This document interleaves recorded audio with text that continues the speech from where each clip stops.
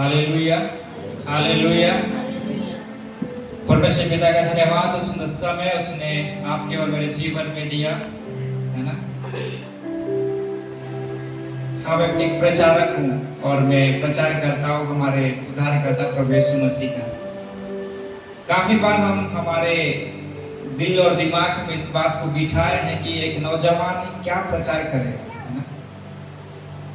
हम सोचते हैं कि कोई बड़े स्टेज में जब जाए और उसकी बड़ी बड़ी पोस्टर रहे, तब जाके हम उसको एक प्रचार बुला सकते हैं।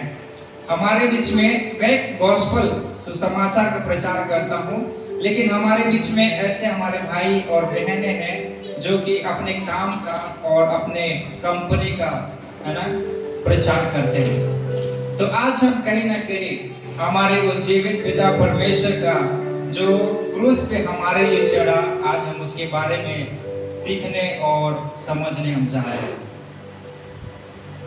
जब प्रभु यीशु मसीह क्रूस पे थे और उन्होंने एक शब्द को कहा था, एंड का समय में था, क्या कोई उस शब्द को याद करा सकता है? मत्ती की किताब में लिखा हुआ है, एली एली लमा सबक्तनी। आज हम यहाँ पे इतने कम लोग हैं, इसका कारण ये है कि हमारे बीच में पिछले दिन में हमारे चर्च में जो लीडर है वो उनके पिताजी खत्म हो गए। इस कारण से हमारी कलीसिया की कोई भी भाई और बहन हमारे बीच में नहीं आ पाया, जिसकी वजह से आज उनका बॉडी को हम हमारे पूरी चर्च ले जाके कब्रिस्तान में देंगे, मिट्टी देंगे, जिससे मेरे लिए दुख की बात है। और कहीं ना कहीं उन्होंने कहा कि मोती आपको इस मीटिंग को यहीं पे स्टॉप करना पड़ेगा। उस समय में एक ऐसा समय था मेरे लिए चूज करना कि ये मीटिंग हम कंटिन्यू में रहे या ना रहे, हम करें या ना करें। लेकिन इस मीटिंग को करने के लिए पिछले 2.5 महीना नवंबर महीना से प्लान किया था मैंने। और मैं और मेरा भाई है जो टेस्टमनी देने के लाने वाले थे, उनका भी कुछ कारण से वो नहीं आ पाए, वो बारसूर में इस समय में है। इस मीटिंग को करने के लिए कहीं ना कहीं एक बोझ था और अभी भी है, उसको कंटिन्यू हम करेंगे। लेकिन परमेश्वर का वचन इस प्रकार से बताता है, पहले यूहन्ना उसका 14:5 में लिखा है, अगर तुम खुदा की इच्छा से कुछ करते हो तो वो करने में वो सामर्थ्य है, वो करता है, हमारे लिए पूरी करता है। हालेलुया। आइए अपने आंखों को बंद करें और हम कुछ समय प्रार्थना में जाएंगे। इस प्रकार से खुदा ने बोला कि ये समय मेरे लिए आखिरी का समय है, खुदा तूने मुझे क्यों छोड़ दिया। लेकिन मैं बताना चाहता हूँ, जब खुदा ने इस बात को बोला, मत्ती के बाद और जितने किताबें आती हैं नए नियम में, वो सारे यीशु मसीह के बारे में लिखा गया। और इस इतिहास इस बात को बताती है कि जहाँ जो कुछ खत्म होता है वह एक्चुअली खत्म नहीं, बल्कि एक नई शुरुआत वहां से स्टार्ट होती है। बीज जब पेड़ से गिरता है, गिरने के बाद हमें लगता है इसकी जिंदगी तो खत्म हो चुकी है, और बीज को भी यही लगता होगा कि मुझे तो खा के फेंक देंगे, तोड़ देंगे, मरोड़ देंगे और उसके साथ पाउडर बना के कुछ यूज भी कर सकते हैं। लेकिन बीज एक ऐसा चीज है जो कि एक बीज और कई बीजों को पैदा करती है। ठीक उसी प्रकार भले आज हम एक पेड़ से गिरे हुए एक बीज के समान हो सकते हैं। हमें लग रहा होगा हम सिंगल, हम अकेले यहाँ पे हैं, लेकिन परमेश्वर बोलता है कि यहाँ पे बैठा हर एक व्यक्ति एक नया बीज को उत्पन्न करने जा रहा है। Hallelujah, hallelujah. आइए अपने आंखों को बंद करें इस समय में। ओ धन्यवाद यीशु पिता परमेश्वर। Hallelujah, hallelujah, hallelujah, hallelujah. सब अपने होठों को खोले और अन्य भाषा से प्रार्थना करें। परमेश्वर का वचन में बताती है कि जब जब अन्य भाषा लोगों के ऊपर में उतरा और प्रार्थना उन्होंने किया, वो खुदा बाप डायरेक्टली उनसे खुदा ने बातें किया, उनके वचन को बताते हैं। वो प्रचारक तो बहुत है, भविष्यताएं तो बहुत है, लेकिन वचन में बताती है कि जिस दिन पेंटिकॉस्टल का दिन था और प्रभु यीशु मसीह ने वायदा किया था कि मैं मेरे दूतों को तुम्हारे लिए सहायक के रूप में भेजूंगा, और जब खुदा बाप उस वचन को पूरा किया तो बाइबल बताती है कि वहां 120 लोग जो थे, वो खुदा बाप उनके ऊपर में उस पवित्र आत्मा को दिया है। रिया बाशुखो रे बे हथुरे बारे खंदर लरबा रे खाबा शुखो रे बे ओ रखा बाबा बाशुखो रे लरबा रे खंदर लरबा। अपने होठों को खोले मेरे प्रिय। रीमा शुखो रे लरबा शखंदर लरबा हथुरे बा रखा बा शखारा लरबा रबा रबा रबा रबा रबा ओ रिया मशुखो रखा बाबा बाबा शुखो रे रे रे रे रे रे रे रे। परमेश्वर तेरी आत्मा की बारिश इस जगह हो खुदावा। तेरी आग की बरसात हमें चाहिए प्रभु जी। तेरा वचन हमें बताता है कि जब तुम प्रार्थना करो तो मैं उत्तर देने वाला परमेश्वर हूँ। हालेलुया। ओ रीमा शुखो रे रे हथुरे बा रे खाबा दिगरबा शुखो रे रे रे ओ दिगरा रबा रबा रबा शुखो रे रे हथुरे बा रे खाबा दिगरबा शखंदर लरबा ओ री बाबा बाशुखो रे रे हथुरे बा रे खाबा शुरबो ओ दिगरबा रबा शखंदर लरबा हथुरे बा री बाबा से खेरबे। प्रभु तू महान पिता परमेश्वर। हालेलुया। खुदा तेरा वचन कहता है जहां पे तुम इकट्ठा हो मैं अपनी उपस्थिति को जगह पे देता हूं। खुदा बाप आज हम तेरे नाम से इस जगह पे इकट्ठे हैं और हम चाहते हैं कि तेरी आत्मा की बारिश जगह पे हो। राबा बाशुखो रे रे हथुरे बा रे खंदर लरबा शुखो लरबा रीमा शुखो रे रे रे हाखाबा सोरी लरबा शंदर लरबा शुखो रे रे ओ री बाबा बाशुखो रबा हथुरे बा रिया मशुखो रे रे रे रे रे रे रे। खुदा तेरी उपस्थिति हमें चाहिए। खुदा तेरी उपस्थिति हमें चाहिए इस समय में। पिता हम अपने आप को शून्य करते हैं। खुदा बाप हम अपने आप को शून्य करते हैं। पिता हम अपना आप को शून्य करते हैं। आप हमें छुए, आप हमसे बातें कीजिए और आज के वचन को मैं आपके हाथों में मैं देता हूँ प्रभु। खुदा यहाँ पर बैठे हर एक उपस्थिति को तेरे हाथों में मैं देता हूँ। तेरे स्वर्गदूतों को तू भेज और तू हमारी गाइड कर पिता परमेश्वर। रक्षा और रखवाली को तू कर। तेरी आत्मिक सिक्योरिटी हमें चाहिए पिता परमेश्वर। खुदा बाप तेरा वचन बताते कि हम तेरी आंख की पुतली के समान हैं। खुदा बाप तेरा वचन में बताते कि हम तेरे पंखों के आड़ में छुपे हुए हैं। खुदा बाप तेरा वचन में बताती है कि जब रात होता है तो अग्नि के समान तू उजाला हमें देता है और दिन को बादल खंभा बनकर हमारे साथ चलने वाला परमेश्वर। पिता परमेश्वर हम काफी बार अपने आप को एक अकेला फील करते हैं। हमसे कोई प्यार नहीं करता, हमसे कोई उम्मीद नहीं रखता, ना हमारी कोई कीमत है। लेकिन वचन में बताते पिता परमेश्वर कि हमारी एक आत्मा इस संसार को बेचने की लगभग उससे भी ज्यादा कीमत हमारी है। पिता परमेश्वर आज वो आग और वो बारिश हमारे बीच में तू दे। जितने लोगों को हम लोगों ने इनवाइट किया था खुदा मैं चाहता हूँ वो सब लोग कांटेक्ट करके यहाँ पर आए और तेरे इस वचन को आज के इस दोपहर का समय में खुदा तेरी आग की बारिश जगह पे तू दे। तेरी उपस्थिति को तू दे। रामा सुखो रे बेहथोरी बता देगा वशको रे लरबा। धन्यवाद। मैं चाहता हूँ हमारे बीच में गुड़िया जी है इस वचन के लिए प्रार्थना करके आगे बढ़े।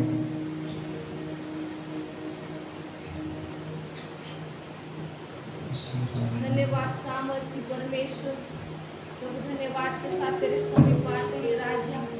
आज के समय के लिए प्रभु आपने नियत समय हमारे लिए ठहराया ताकि प्रभु आपकी संगति में आके पिता परमेश्वर राजा आपके कुछ वचन को हम प्रभु आपके वचन से हम सीख सके। प्रभु दुआ करती प्रभु इस वचन के लिए पिता परमेश्वर आपका जीवित वचन हमारे बीच बोया जाएगा राजा।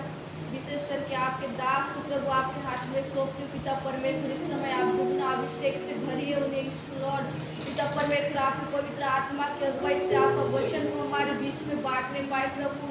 धन्यवाद करती हूँ राजा आज का वचन के द्वारा हर एक का जीवन में एक नए बदलाव आने पाए प्रभु जी। हर एक के जीवन से एक सूखापन को दूर कीजिए प्रभु। आपके वचन का हरियाली हर एक के जीवन में यीशु के नाम से जमने पाए प्रभु। धन्यवाद करती हूँ पिता परमेश्वर। आगे का कार्यक्रम समय के वचन को आपके दास को या उपस्थित छोटे बड़े हर एक को आपके हाथ में सौंपते हुए प्रार्थना विनती यीशु के नाम से मांगते हैं। आमीन आमीन आमीन। फिर से एक बार मैं पिता परमेश्वर के नाम से हमारे यूथ फॉर क्राइस्ट हमारा ग्रुप है। ग्रुप ने एक्चुअली एक थीम है इस साल का और मैं आप सभी को वेलकम करता हूँ, जितने यहाँ पर भाई और बहनें हैं।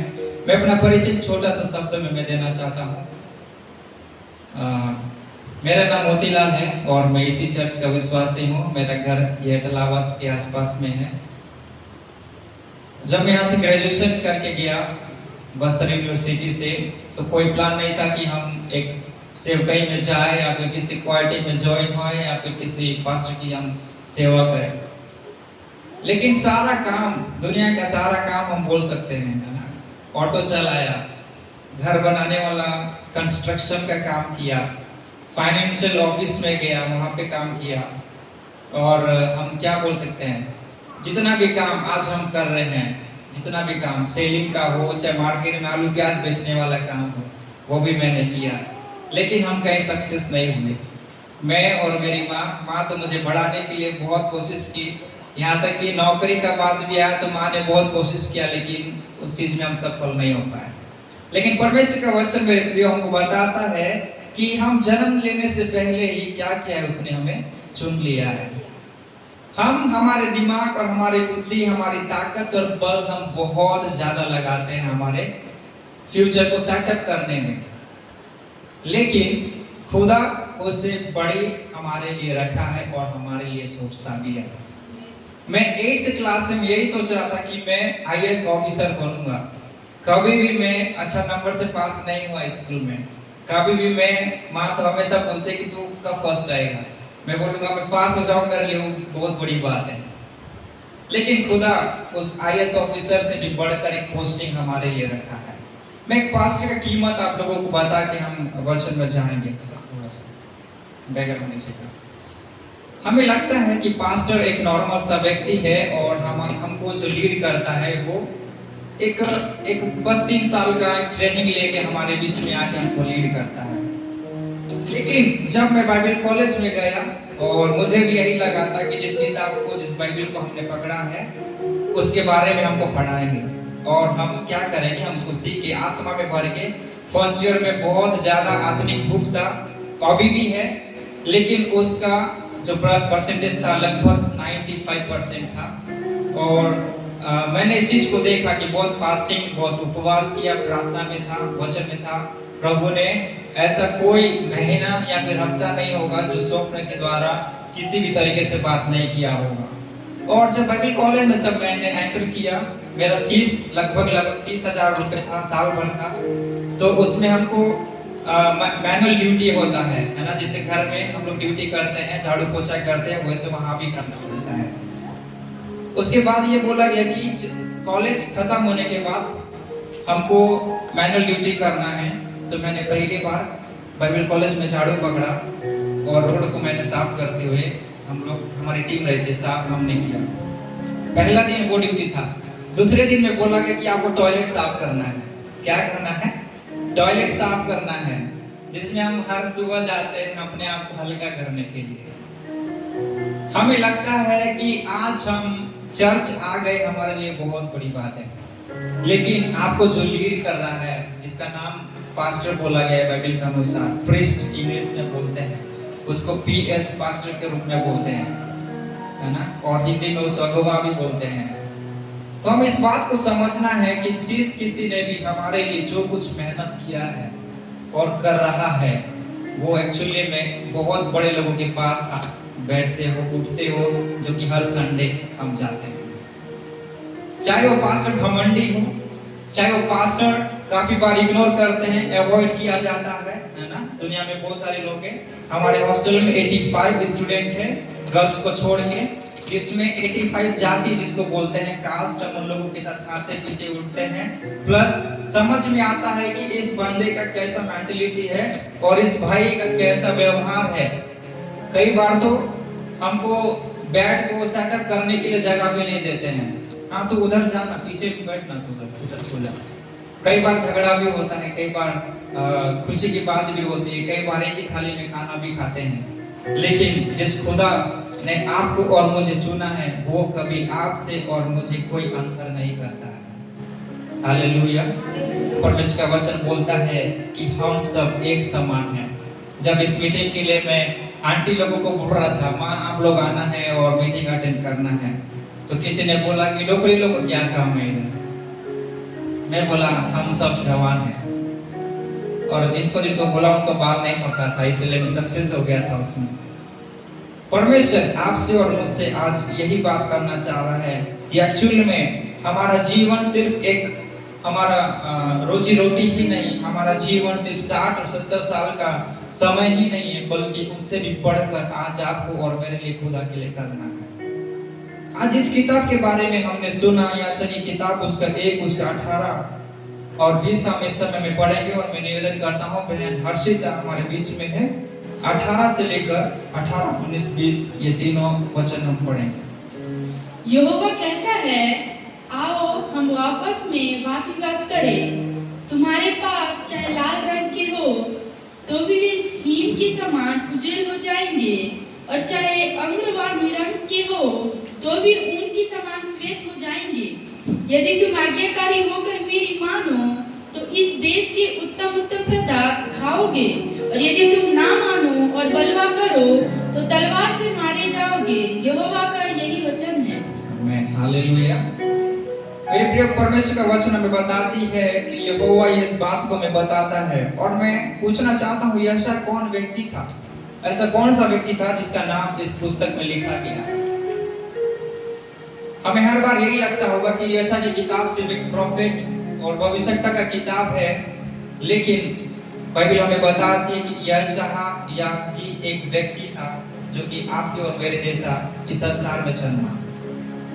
आइए हम इस वचन के लिए हम प्रार्थना करते हैं। स्वर्गीय पिता परमेश्वर, मैं धन्यवाद देता हूँ सुंदर समय आपने हमारे बीच में दिया, और इस दिन को आपने उस कैलेंडर में लिखा कि आज हम तेरी सेवकाई में और तेरे इस सहभागिता हम हो सके। पिता परमेश्वर तेरे वचन के साथ में हो सकता है कि कारण से लोग नहीं आ पाए होंगे, लेकिन मैं चाहता हूँ पिता परमेश्वर आप उनसे बोल और बातें करें। खुदा बाप उनका जब काम खत्म हो, खुदा आप उन्हें रिटर्न लेके आए। पिता परमेश्वर जो मेहनत तो जो लगाम हमने किया है खुदा वो व्यर्थ ना जाने दे।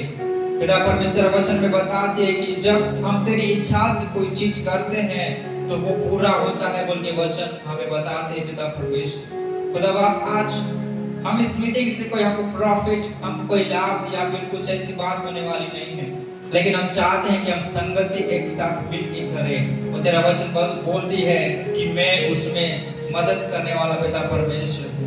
खुदा बाप तेरे वचन में बताएगी और काफी सारी चीजें हमें सिखाएगी। हम चाहते हैं कि आप अपनी आत्मा के द्वारा हमें गाइड करें।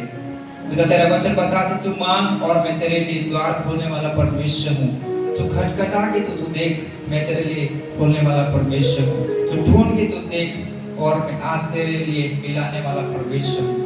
खुदा बाप मैं धन्यवाद देता हूँ फिर से एक बार यहाँ पर बैठे हर एक लोगों को आपके हाथों में देता हूँ। तू सुन और तू कबूल कर। आमीन आमीन।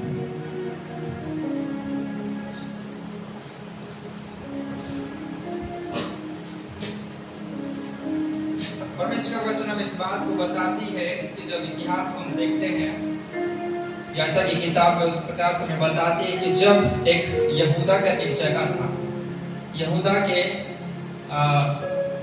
इजराइल के अंदर में एक यहूदा करके एक जाति थी, है ना, 12 गोत्र जिसको हम बोलते हैं। और इतिहास इस बात को हमें बताती है कि 12 गोत्र में से एक ऐसा व्यक्ति था और उसका नाम जो था कहीं ना कहीं याशा उस पीढ़ी से आता है जो कि 12 गोत्र में से यहूदा नाम का एक गोत्र था।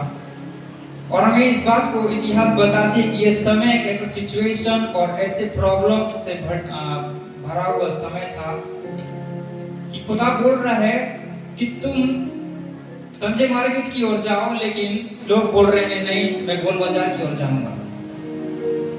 एग्जाम्पल है।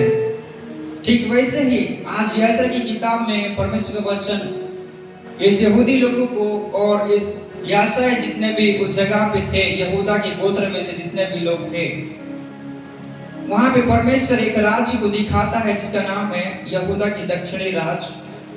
और उसकी पड़ोसी राज्य में अश्शूर से खतरा पैदा हो गया था। बहुत बड़े बड़े राक्षसों को हम बोल सकते हैं या फिर डेविल स्पिरिट हम बोल सकते हैं, जो कि खुदा की बातों के अनुसार नहीं चलते थे, जो कि 133 करोड़ आज हम बाइबल में पढ़ते हैं वो गिरे हुए लोग थे। और ये इनका आने का क्या मकसद था यहूदी राज्य में, परमेश्वर आज आपको और मुझे इस बात को बता रहा है। हम इस बात को बताते हैं कि परंतु यहूदी जाति ने अपने पाप और परमेश्वर की आज्ञा का उल्लंघन करना तथा उस पर विश्वास न करना ये वास्तविक खतरे की बात थी।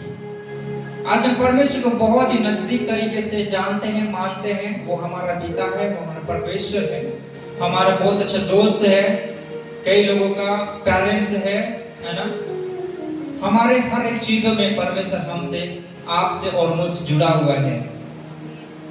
लेकिन परमेश्वर इस बात को हमें याद दिलाती है कि एक समय ऐसा था, वचन में बताती है कि सजीव शब्दों और अभिनय द्वारा भविष्यवक्ताओं ने लोगों और उनके अगुओं के सामने एक धार्मिक और न्यायपूर्ण जीवन जीने की चुनौती रख दी। खुदा बोलता है कि तुम मेरे लोग इजरायली हो और मैंने तुम्हें छुड़ाया है, और आज मैं तुम लोगों को ये बोल रहा हूँ कि तुम मेरी बातों को मानो। लेकिन इजरायली जाति जो थी वो बात मानने के लिए वो तैयार ही नहीं। आज हम सब एक इजरायली जाति है, जो भी खुदा में बपतिस्मा लेता है हम सब एक इजरायली जाति है। परमेश्वर इन इजरायलियों को ही नहीं बल्कि आज आपको और मुझे इस बात को हमें याद दिलाता है कि हम खुदा के अनुसार चल रहे हैं या फिर नहीं। खुदा के अनुसार चलना सिर्फ एक बाइबल के अनुसार चलना नहीं, बाइबल में जो कुछ लिखा हुआ है हम सब के अनुसार चलना है, ऑफ कोर्स उसको बात मानना है।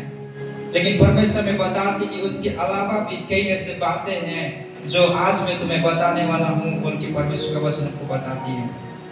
जब ऐसा भविष्यवक्ता उस इस्राएली देश में गया और उस बात को बता रहा था कि खुदा बोल रहा है कि तुम खुदा के अनुसार चलो, उसकी बातों के अनुसार चलो। लेकिन मुद्दे की बात यह थी कि इजरायली उस बात को मानने के लिए इनकार कर दिया, टोटली इनकार कर दिया। हमने मुस्लिमों का नाम सुना है, मुस्लिमी जो हमारे यहोवा परमेश्वर को ही मानते हैं, अब्राहम की जाति से आते हैं।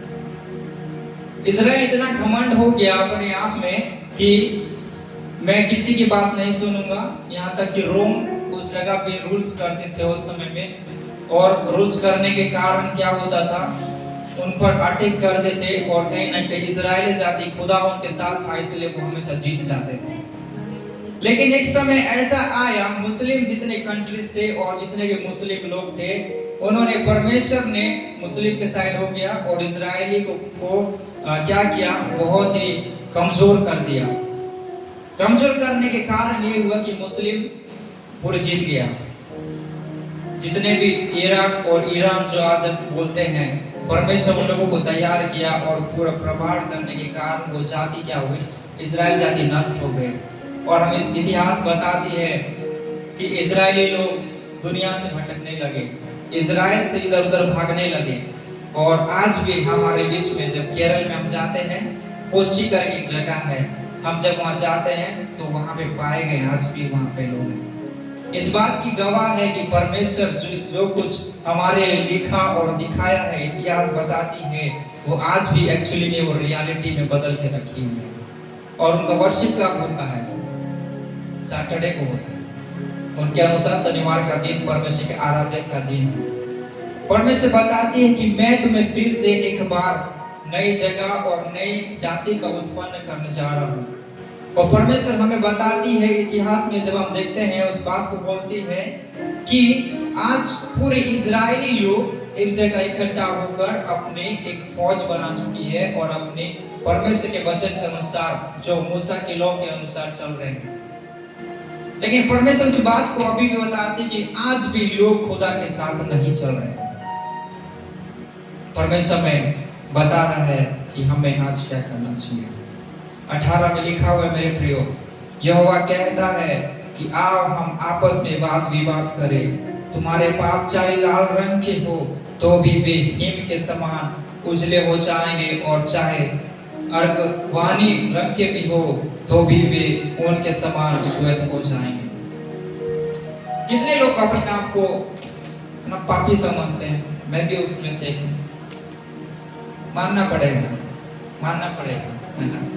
अगर मैं बोलूँ मैं बाइबल कॉलेज में गया हूँ और मैं टॉयलेट साफ नहीं किया हूँ तो हो ही नहीं सकता है। पॉसिबल ही नहीं है बात। ये सच्चाई है, रियलिटी है। वहां पे जाने वाला हर एक व्यक्ति हो उसको काम करना ही पड़ता है, क्योंकि वो सेवक है और वो सेवा वो करेगा।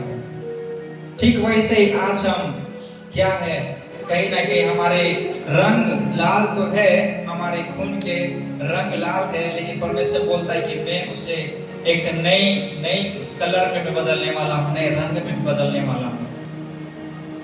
परमेश्वर कई बात हमें खुल के बोलता है, कई बात हमें वचन के द्वारा बोलता है, कई बात हमें स्वप्न के द्वारा बोलता है, कई बात परमेश्वर के दास और दासी के समान उनके द्वारा बात करता है। लेकिन कभी कभी आप लोगों ने इस बात को सोचा होगा कि खुदा डायरेक्टली मुझसे क्यों बात नहीं करता। मैं भी इस बात को सोचता हूँ। काफी बार हम सोचते हैं कि परमेश्वर डायरेक्टली मुझसे बात क्यों नहीं करता। परमेश्वर का वचन बोलता है कि हम उसके लिए तैयार नहीं हैं। जब एक याजक, पुराने नियम में जब एक याजक को उस मिलाप वाले तंबू के अंदर जाने का होता था, तो 1 साल तक वचन में बताया था कि 1 साल तक वो फास्टिंग करता था, बलि चढ़ाता था, ताकि वो अपने आप को शुद्ध और पवित्र कर सके, ताकि जब भी वो अंदर जाए परमेश्वर उसे स्वीकार करे। और वचन में बताती है मूसा की किताब में कि उसके पैरों में चैन बांधा जाता था। किस लिए? ताकि जब खुदा उसको स्वीकार न करे, डेथ हो जाए, तो उसे चैन से खींच लिया जाए। आज हमारे जीवन में भी एक ऐसी चैन खुदा ने बांध के रखा है। खुदा का अनुग्रह ही हमारे लिए काफी है, बोल के वचन आपको और मुझे बताती है। यहाँ पर बैठा हुआ हमारे एक व्यक्ति एक थियोलॉजियन है, एक इवांजेलिस्ट है, जो खुदा के बारे में बात करता है, वो थियोलॉजियन है। इवांजेलिस्ट जो खुदा के बारे में प्रचार करता है। और मुझे नहीं लगता कि आप लोग किसी को भी जिंदगी में एक बार वचन सुनाया होगा। हर कोई किसी न किसी को सुनाया होगा। परमेश्वर बोलता है कि आज हम अपने आप को अकेला तो समझ रहे हैं, लेकिन परमेश्वर बोलता है कि मैंने तुम्हें चैन बांध के रखा हुआ है, ताकि तुम जहां कहीं गिरो मैं तुम्हें खींच के मिला सकूं। चाहे हम कितनी बड़ी पोजीशन में ही क्यों ना हो, चाहे हम कितनी बड़ी गहराई में क्यों ना हो, परमेश्वर बोलता है उस पोजीशन वाले को भी वो खींचता है। और उस गहरे डूबे हुए लोग जो अपने आप को कहीं ना कहीं खो दिए हैं, परमेश्वर बोलता है कि मैं उन्हें छुटकारा देने वाला परमेश्वर हूं। परमेश्वर इस बात को हमें बताती है कि उसको 19 में देखिए, यदि तुम आज्ञाकारी होकर मेरी मानो तो इस देश के उत्तम उत्तम पदार्थ खाओगे, और यदि तुम न मानो और बलवा करो तो तलवार से मारे जाओगे। यहोवा की यही वचन।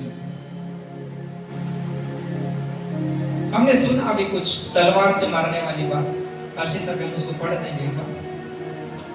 तलवार से मारने वाली बात खुदा हमको बोलता है।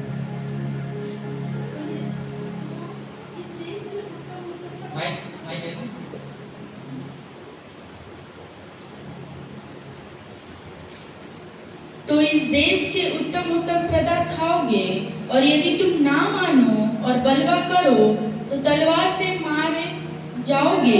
यहोवा का यही वचन है। खुदा बोल रहा है कि मैं तुम्हें तलवार से मार दूंगा अगर तुम बात नहीं मानते। खुदा इतना भी निर्दयी व्यक्ति हो गया कि हमको वो तलवार से मारने की बात कह रहा है, या फिर हम इतने बदमाश हो गए, है ना, नॉर्मल भाषा में हमारे रफ लैंग्वेज बोलते हैं, बदमाश हो गए कि खुदा हमसे तलवार लगाने की बात कर रहा है। परमेश्वर का वचन बोलता है कि तुम बात को मानो। भाई कौन सी बात को मानने के लिए बोल रहे हैं? क्या हम उसके अनुसार हमने चल रहे हैं? आज परमेश्वर बोलता है कि हम उसकी आज्ञा के अनुसार तो हम चल रहे हैं, लेकिन कहीं ना कहीं एक पतरस के समान हमारी आंखें कहीं और है, ध्यान कहीं और है, और पानी नीचे रखा हुआ है और हम उसमें डूबते जा रहे हैं। परमेश्वर का वचन हमें इस बात को याद दिलाती है कि पतरस जब खुदा को बोला, यीशु मैं तेरे पास आ जाऊं, यीशु ने कहा तू आ जा, और उसको बिना कोई सोचे समझे उस पानी पे पैर रखा और नॉर्मल एक जमीन के समान वो चलता गया। लेकिन पतरस हमें बताती है, पतरस की किताब जब हम पढ़ते हैं उसको बताती है कि उसका ध्यान कहीं भटक गया, और भटकने के कारण उस पानी से वो डूब गया, लेकिन खुदा उस समय उसके साथ में था। और वचन बताते कि उसने अपने हाथों को लिया और क्या किया, खुदा ने पतरस को उठाया। Hallelujah, hallelujah, hallelujah. हालेलुया। परमेश्वर का वचन बोलती है आज एक चैन आपके पैर में बंधा हुआ है और एक हाथ रखा हुआ है जो कि आपको उस गहरे जल से उठाने वाला परमेश्वर है। अगर आप संसार में गिर भी जाते हो तो खुदा बोलती है कि मैं उस चैन से खींच लूंगा, जो आज परमेश्वर का अनुग्रह है और साथ ही साथ जो पवित्र आत्मा खुदा ने आपको और मेरे जीवन में दिया हुआ है। परमेश्वर बोलता है कि मैं उसको भेजकर मैं तुझे निकाल के रखूंगा। परमेश्वर का वचन में बताती है कि खुदा हमारे साथ में है। परमेश्वर में बोलता है कि यहोवा का यही वचन है। जब यीशु मसीह खत्म हुए, पहले दिन, दूसरे दिन, तीसरे दिन, वो 3 दिन कहाँ पे थे? हम किसी को जानकारी है यीशु मसीह का? पहले दिन, दूसरे दिन, तीसरे दिन खुदा यीशु मसीह कहाँ पे थे? वो एक इतिहास है, उसको पढ़ना पड़ेगा। और इतिहास इस बात को बताती है कि यीशु मसीह इसलिए आया, 3 दिन तक एक मृत्यु के शरीर में रहा और उसने उस मृत्यु के शरीर से जीवन उठा तीसरे दिन। लेकिन उस तीसरे दिन 3 दिन तक खुदा बोलता है, उसका इतिहास में हमें बताती है कि इस धरती के नीचे भी एक जगह है जिसको नरक बोला जाता है। और उस जगह पे परमेश्वर का वचन हमें बताती है कि जितने भी आत्माएं पुराने नियम में, है ना, उत्पत्ति से लेकर मलाखाई तक जितने भी लोग खत्म हुए थे, पाप से डूबे हुए थे, वो सारे लोग उस नीचे में दबे हुए थे और चिल्ला रहे थे कि कोई तो हमें बचाने आओ, कोई तो हमें बचाने आओ। और खुदा वो 3 दिन कहीं और जगह घूमने नहीं गया था। खुदा को इतना फुर्सत नहीं था कि वो 3 दिन अपने मरे हुए शरीर में वो रहे। वचन में बताती है कि खुदा तीसरे दिन तो जिंदा हुआ, साथ ही साथ उस 3 दिन के अंदर में कई ऐसे आत्माएं जो आपके और मेरे जैसे, हो सकता है हम पापी होंगे, हो सकता है आज भी हम झूठ बोलते हैं, हो सकता है हमारा हृदय आज भी किसी के प्रति प्रेम नहीं है, लेकिन परमेश्वर का वचन में बताती है कि अगर हम मर भी जाए तो खुदा उस जगह से हमें निकालेगा जहां पे कोई जा नहीं सकता, केवल और केवल परमेश्वर यीशु मसीह जाता है। Hallelujah, hallelujah.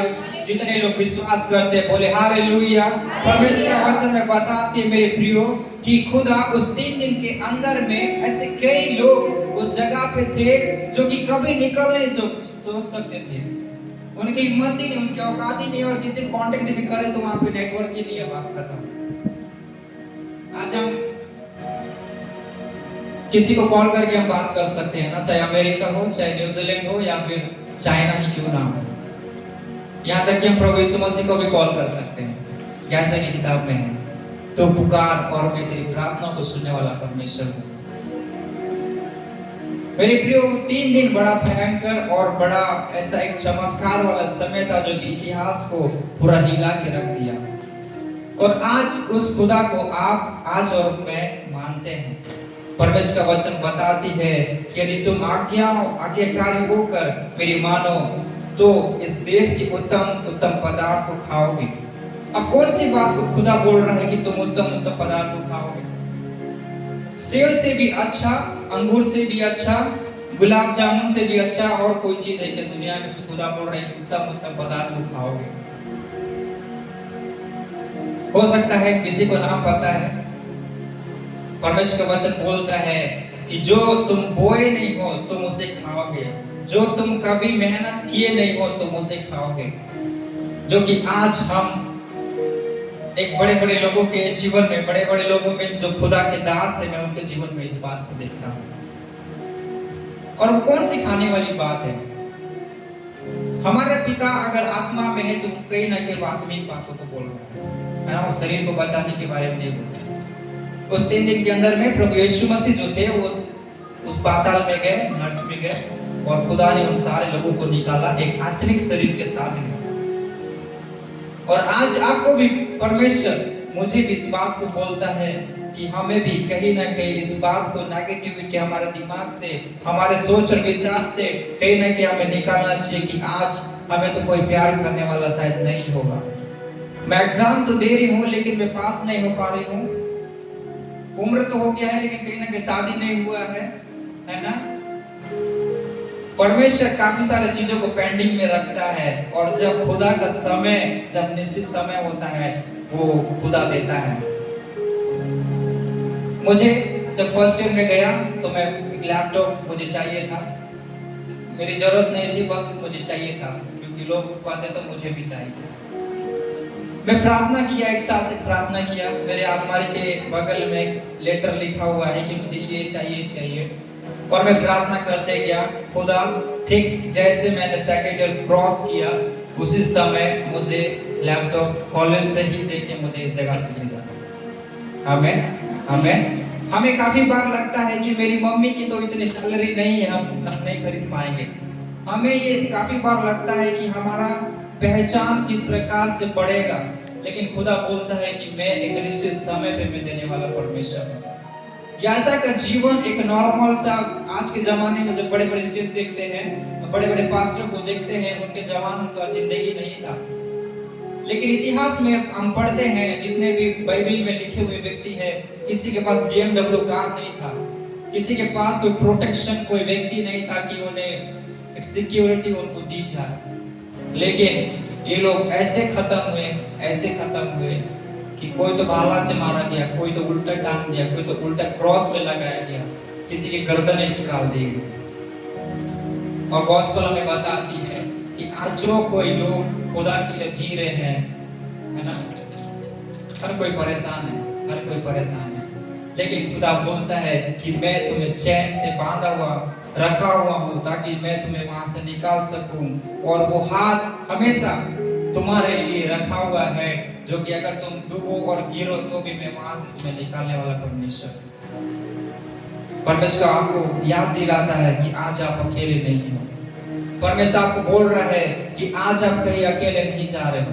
परमेश्वर बोलता है कि आप भले निराश और हताश होंगे, हो सकता है हमारे जीवन में काफी नेगेटिव पॉइंट्स हैं, हो सकता है हमारे जीवन में कई ऐसी बातें हैं जो हमें नम्र करती है, सब कुछ प्यार मिलते हुए भी हमें प्यार नहीं मिलता है ना। काफी बार तो मैं यीशु मसीह ने, मैं बाइबल पढ़ा हूं, एक बार मैंने बाइबल पढ़ा हुआ है, इस बात को बताऊं, वो समय और वो सिचुएशन मुझे लगा कि मेरा खुदा भी मुझे छोड़ दिया है, लेकिन उसके बाद जो खुदा ने मेरे जीवन में बातें किया, अनुग्रह किया, वो मेरे लिए बहुत बहुत ज्यादा ब्लेसिंग का समय था, और इस समय बाइबल कॉलेज आने से पहले हो गया। आज आपके जीवन में भी कहीं ना कहीं इस बात को हमें याद करवाता है परमेश्वर कि खुदा बोलता है कि मैं तुम्हें क्या कर दूंगा, तुम्हें उत्तम पदार्थ तो दूंगा, लेकिन बलवा करो तो तलवार से मारे जाओगे। परमेश्वर का वचन में बताती है कि एक्चुअली में आत्मिक तलवार की बात करता है, और जब हम खुदा के साथ बढ़ते हैं तो कोई भी ऐसी तलवार हमारे विरोध में नहीं होता, कोई भी ऐसी तलवार हमें नुकसान नहीं कर सकती, कोई भी ऐसी तलवार हमारे जीवन को, है ना, खराब नहीं कर सकता। लेकिन परमेश्वर बोलता है कि तुम मेरे साथ चलो। मैं इस बात को मानता हूँ, अगर हमारे जीवन में कोई ब्लेसिंग्स को रुका हुआ है, कोई पेंडिंग में है, इसका मतलब ये है कि कहीं ना कहीं खुदा उस चीज को तुम्हारे अंदर से, आपके अंदर से बाहर लाना चाहता है, और हम उस बात को समझ नहीं पा रहे।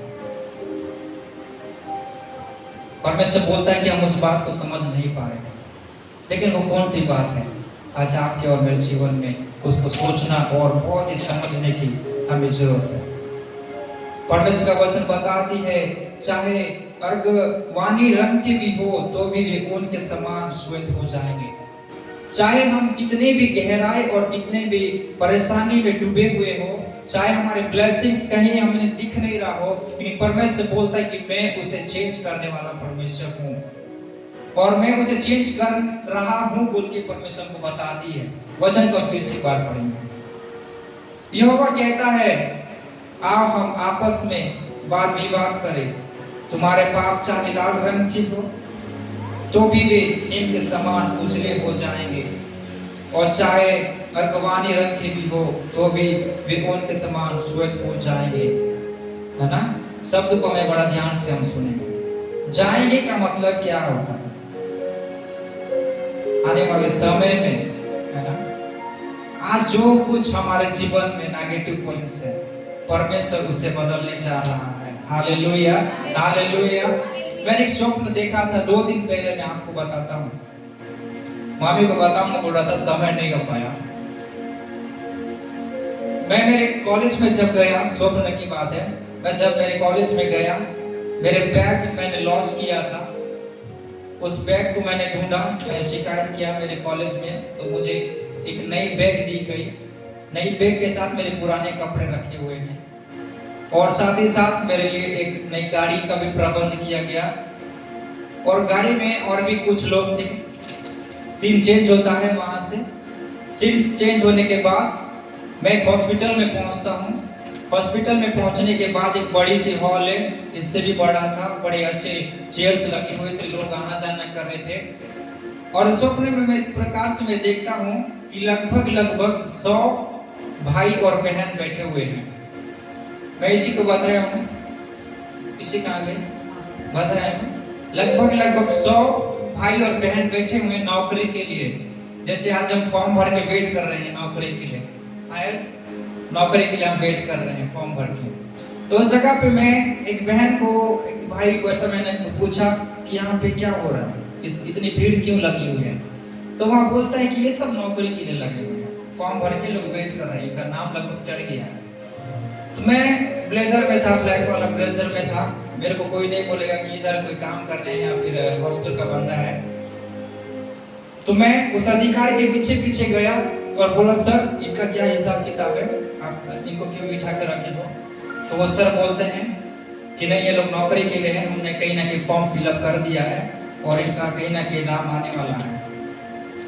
तो उसने बोला कि राहुल गांधी के जितने भी नेतागण हैं उनके असिस्टेंट इनको डाल दिया जाए। क्या बोला? राहुल गांधी के जितने भी नेतागण है, जितने भी बड़े बड़े नेता हैं, उनके असिस्टेंट के ऊपर में डाल दिया जाए। ये किसी चपरासी के लिए बात नहीं हो रहा है, ये किसी टीचर के लिए बात नहीं हो रहा है, मंत्रीगण के लिए बात हो रहा है। और मैंने बोला नहीं, राहुल गांधी नहीं, जितने भी बीजेपी के नेता हैं सबके अंडर में एक एक लोगों को डाल दो। आमीन, हालेलुया, हालेलुया। अभी कौन पावर में है? बीजेपी है। पता नहीं मैं स्वप्न में कैसे उनको बोल दिया, हालांकि हमारा तो पार्टी दूसरा है। मैंने बोला कि नहीं, कांग्रेस नहीं, बल्कि आप बीजेपी के अंडर में एक एक लोगों को सबको असिस्टेंट के रूप में डाल दो। और मैं, वो व्यक्ति यहाँ अगर बैठा है तो मैं उसके पास गया और मैं घुटने टेका, मैं शायद प्रार्थना कर रहा था। प्रार्थना करते करते 3 मिनट के अंदर में उसने 3 लोगों को बुलाया। क्या किया? 3 लोगों को बुलाया। और मैं उसी समय इतना रोया, इतना रोया, इतना रोया, मुझे आत्मा में रोना बहुत मतलब क्या बोलना चाहिए, सबसे बड़ी खुशी वही है। और मैं बहुत रोया आत्मा में उस स्वप्न में। और धीरे धीरे उन 100 लोगों को शायद नहीं बुलाया गया, और कहीं ना कहीं वो बीजेपी के असिस्टेंट रहे होंगे। हालेलुया। परमेश्वर का वचन हम बताती है मेरे प्रियो कि हमारे भले लाल रंग के रंग हो, खून हो, या फिर अर्गवानी रंग के हो, परमेश्वर बोलता है कि हम उसे बदलने जा रहे हैं। Hallelujah, hallelujah. परमेश्वर का वचन में आज इस भविष्यवक्ता का किताब से मैं बताती है कि अगर आप इस पेंडिंग में हो, अगर आप इस चेयर में बैठ करके आपका नाम का इंतजार कर रहे हो, परमेश्वर बोलता है कि वो उसे बदलने जाएगा। आमीन, हालेलुया, हालेलुया। परमेश्वर का वचन हमें बता रहा है कि वो हमें बदलने जा रहा है। अगर हम विश्वास करते हैं, अपने हाथों को उठाएं। मेरा जीवन तो बदल चुका है खुदा में। भले आज मेरे पास कार नहीं है, मेरे पास खुद का घर नहीं है, लेकिन मैं कैसे पोजीशन में हूँ। खुदा बोले तो मोदी भी आ जाए इधर हमारे चर्च में मिलने के लिए। अब देखिए ना, मैं एक नॉर्मल सा एक स्टूडेंट व्यक्ति हूँ उस जगह पे, है ना। मैंने बहन से चर्चा भी किया, जब मुझे पहले नॉर्मल सा एक स्वप्न आता था, और मैंने एक दिन बोला भी मुझे फालतू के स्वप्न नहीं आना चाहिए, पवित्र आत्मा, सीधा मैंने बोला खुदा को, मुझे फालतू के सपने नहीं आना चाहिए। और मैं जब से उस बात को मैंने बोला, तब से फालतू सपना नहीं आता है, और ये फालतू सपना नहीं है। इस बात को मैं बोलता हूँ मेरे से जुड़े हुए जितने लोग हैं, है ना, मसीह में जुड़े हुए जितने भी लोग हैं, उस हॉल में जितने भी थे, हो सकता है आपकी आत्मा भी उधर थी परमेश्वर बोल रहा है कि बदलने जा रहा है। और उतना ही नहीं, हमारे विपक्ष ही क्यों ना हो, लेकिन हमें वो अथॉरिटी के अंडर में काम देगा जो कि इस संसार नहीं, इस भारत देश को जो रूल कर रही है। परमेश्वर का वचन बताता है कि आपका पोस्टिंग है ना, आपका पोजीशन आपका चेंज करने वाला परमेश्वर है। परमेश्वर बोल रहा है, तुम मेरी बात अगर मानते हो तो यही वो उत्तम चीजें हैं जो खुदा आपको और मुझे इस बात को बता रहा है कि मैं बदलने जा रहा हूं। परमेश्वर बोल रहा है कि मैं बदलने जा रहा हूं। मेरे साथ निकालिए रोमियो की किताब उसका 1:28 और 29। रोमियो की किताब उसका 1:28 और 29।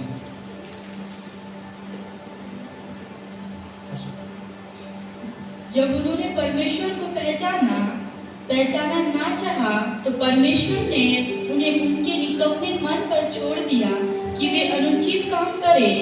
इसलिए वे सब प्रकार के अधर्म और दुष्टता और लोभ और भेदभाव से भर गए, और डाह और हत्या और झगड़े और छल और ईर्ष्या से भरपूर हो गए। चुगलखोर, आगे लिखा हुआ है, बदनाम करने वाले, परमेश्वर से घृणा करने वाले, दूसरों का अनादर करने वाले, अभिमानी, निगमार, बुद्धिपूरी बातों के बनाने वाले, माता पिता की आज्ञा न मानने वाले, और भी आगे है। परमेश्वर का वचन आज आपको और मुझे इस बात को बता रहा है मेरे प्रियो, कि जब उन्होंने परमेश्वर को पहचानना ही न चाहा, तो परमेश्वर ने भी उन्हें उनके निकम्मे मन पर छोड़ दिया कि वे अनुचित काम करें। सब इधर ध्यान दीजिए।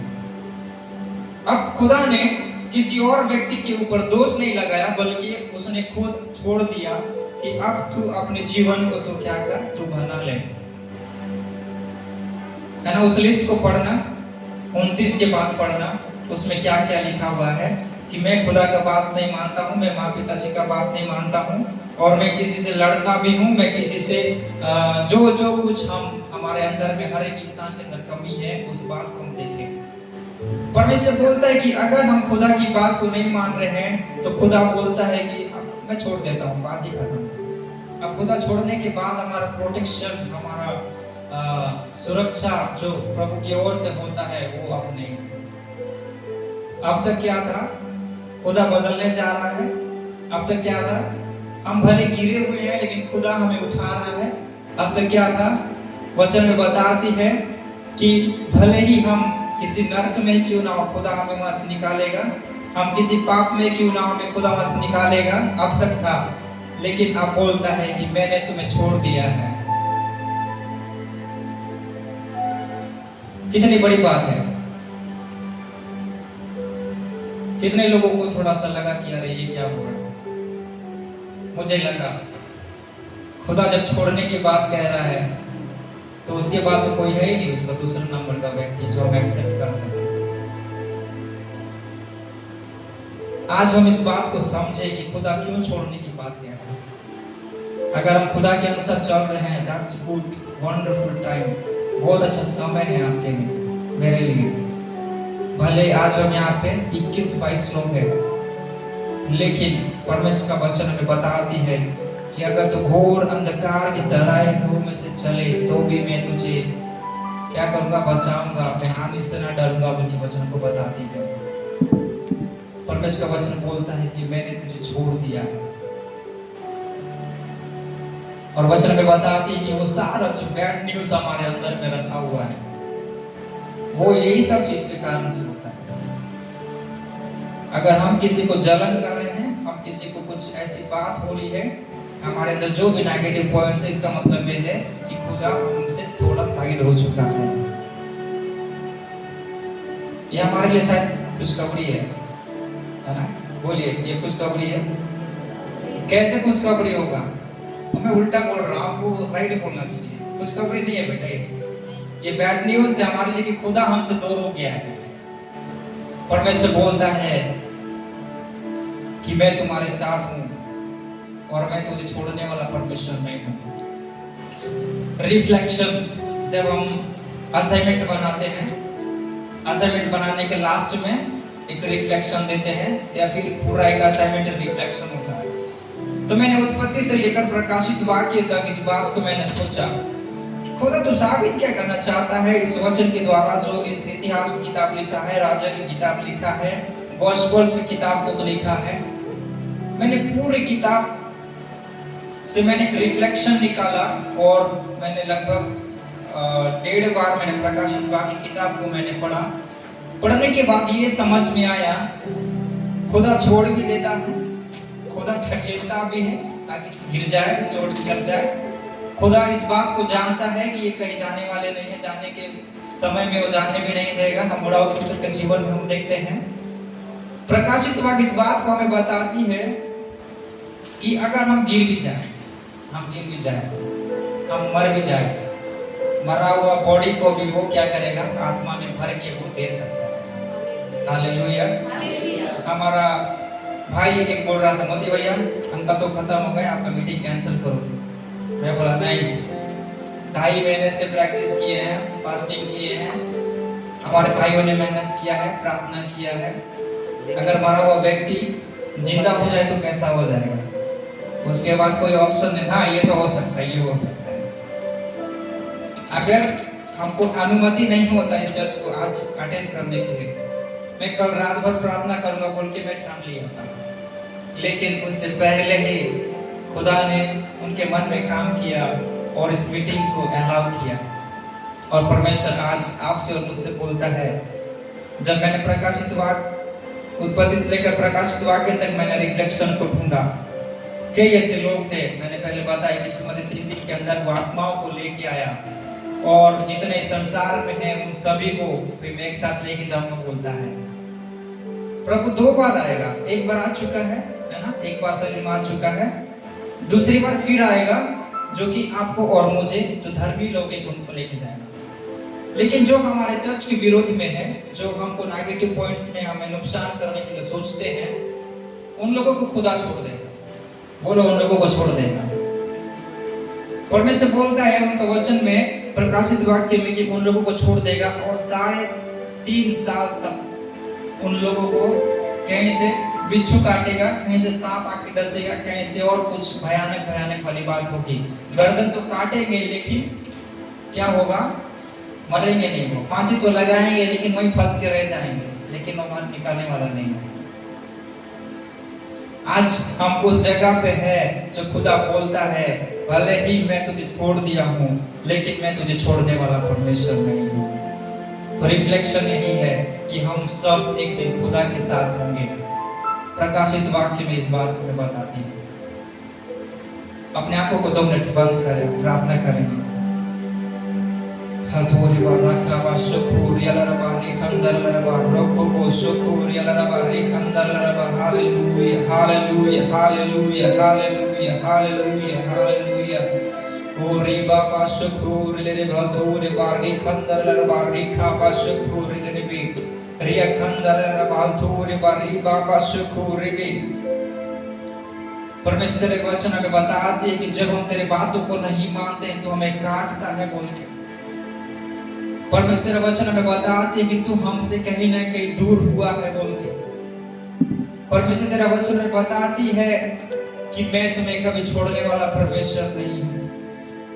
पिता दाऊद ने बोला कि मुझे सहायता कहाँ से मिलेगी, लेकिन तेरा वचन उसी जगह दूसरे पद में लिखा हुआ है कि मुझे सहायता यहोवा की ओर से मिलेगी जो आकाश और पृथ्वी का करता है। उस पहाड़ को देखकर बोलूंगा कि यहोवा उस जगह पे है और मेरी सहायता वहां से आएगी। खुदा आज हम कहीं ना कहीं इस बात को मान लिए हैं कि हम एक मनुष्य है, साथ ही साथ हम कहीं ना कहीं इस पापी शरीर में हम हैं, लेकिन तेरा वचन में बताती है कि मैं तुम्हें छोड़ने वाला परमेश्वर नहीं हूं। तेरा वचन में बताते पिता परमेश्वर कि हम तेरे आंख की पुतली के समान हैं। तेरा वचन में इस बात को बताते कि हम तेरे पंखों की आड़ में हैं। खुदा तूने जो स्वप्न को दिखाया, उस स्वप्न का मतलब ही यही है कि जितने लोग चाहे आज बैठे हुए हो, जितने लोग आज पेंडिंग में हो, वेट कर रहे हो जॉब के लिए, पिता परमेश्वर और भी काफी सारी चीजें के लिए शायद वेट कर रहे होंगे। खुदा उस जगह पे हमने देखा कि तूने ऐसे ऐसे अधिकारियों के अंडर में डाला जो कि वो रूल नहीं बल्कि वो असिस्टेंट उस जगह पे रूल्स करते हैं। खुदा परमेश्वर आज तेरी वो बरकत हमें इस बात को महसूस करा दे कि हम इस बात को मान जाए खुदा तो हमसे दूर नहीं बल्कि और भी ज्यादा नजदीक है। खुदा परमेश्वर हम इस बात को तो अपने हृदय में तो डाल, जैसे कि किताब हमें बताती है, हमें चेतावनी देती है, हमें न्याय की बात हमें बताती है, हमें दिलासा देती है, हमें उद्धार की बात बोलती है, हमें पुनरुत्थान और भविष्य की आशा के बारे में हमको याद करवाती है। पिता परमेश्वर आज हम कोई लाचार व्यक्ति नहीं, आज हमारा कोई संसार में नहीं है इस प्रकार से हम सोचते हैं, लेकिन खुदा बोलता है कि मैं तुम्हारे साथ रहने वाला परमेश्वर।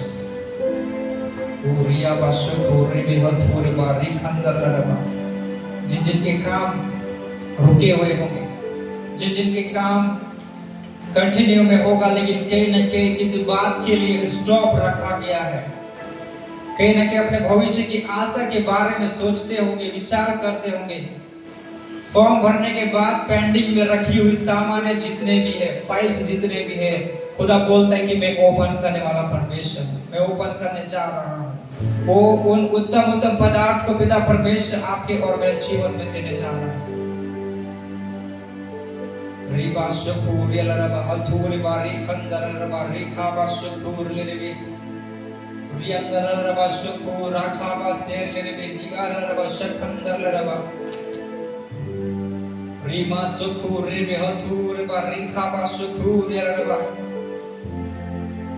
परमेश्वर तू हमें छोड़ नहीं सकता, तेरा वचन हमें बताती कि जितना तू दूर रहता है उतना तेरे लोग, तेरी सामर्थ हमारे संग और साथ रहती है बोल के। पिता आज हम अपने आप को शून्य करते हैं, हम अपने आप को दीन और नम्र करते हैं।